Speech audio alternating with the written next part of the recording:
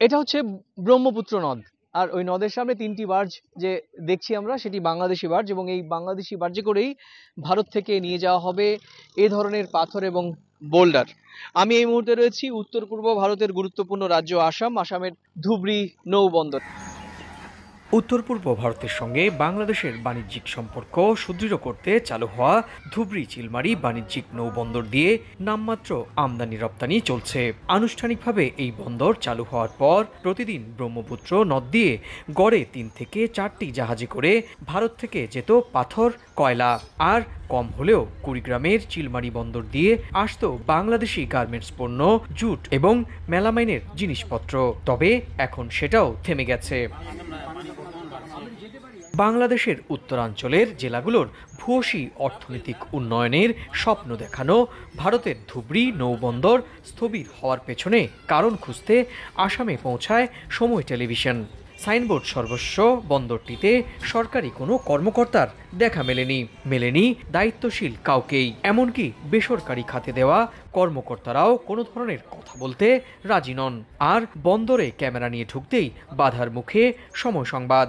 এরপর বন্দরের পেছনে ব্রহ্মপুত্র নদের দিকে এগিয়ে যাওয়ার পর দেখা যায় 3টি বাংলাদেশি বার্জ মধ্য নদে চালান নেয়ার অপেক্ষায়।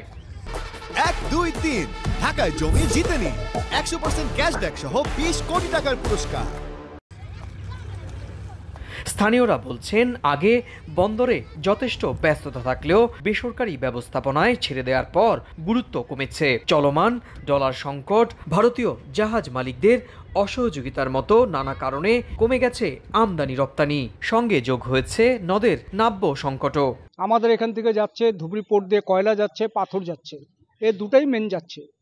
কিন্তু এই বছর আমাদের অনেক লসে আছি এক্সপোর্টাররা, কারণ ইম্পোর্টারদের ডলার নেই, যার জন্য আমরা কিছু মাল পাঠিয়েছি, এখনও আমাদের পেমেন্ট ঠিক হচ্ছে না। বাংলাদেশের যে প্রধানমন্ত্রী আছে তিনি যদি আমাদের একটু দিকে নজর দেন, তাহলে হয়তো আগামী দিনে আমরা রেকর্ড করব ইন্ডিয়া বাংলাদেশ। নির্ভর করে রাজনৈতিক প্রেক্ষাপটের উপরে, যে কেমন ধরনের দল আসবে, সেই দলের নজরিয়া কি হবে বাংলাদেশের প্রতি। তা ইনিশিয়াল স্টেজে আমাদের এখন ব্যবসা বাণিজ্য স্টার্ট হয়েছে, সেই বাণিজ্যটাকে যদি আমরা বেড়াতে যাই বা আরো একটা পিক পজিশনে নিতে চাই, তো রাজনৈতিক সাপোর্ট মাস্ট বি লাগবে। গভর্নমেন্ট সেক্টরে ছিল, সরকারি ভাবে ছিল, তখন রোজ দিন মোটামুটি 10 থেকে 15টা করে এখান থেকে জাহাজ লোড হয়ে চিলমারি হয়ে বাংলাদেশ পৌঁছতো।